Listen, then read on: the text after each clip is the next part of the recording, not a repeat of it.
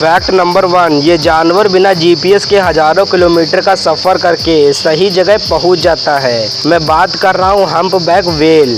हर साल हजारों किलोमीटर का सफ़र करती है। कुछ व्हेल्स लगभग 8000 से 10000 किलोमीटर तक माइग्रेट करती हैं, जो दुनिया के सबसे लंबे एनिमल माइग्रेशन में से एक है। फैक्ट नंबर 2, स्पर्म व्हेल की आवाज़ इतनी तेज होती है कि ये दुनिया के सबसे लाउड एनिमल में से एक है। फैक्ट नंबर 3, एक ऐसा जानवर जिसको कैंसर भी हो सकता है। मैं बात कर रहा हूँ शार्क। शार्क एक ऐसी जानवर है जिसको कैंसर जैसी बीमारी भी हो सकती है। अगर ये फैक्ट आपने पहली बार सुने तो वीडियो को लाइक करें और चैनल को सब्सक्राइब करें।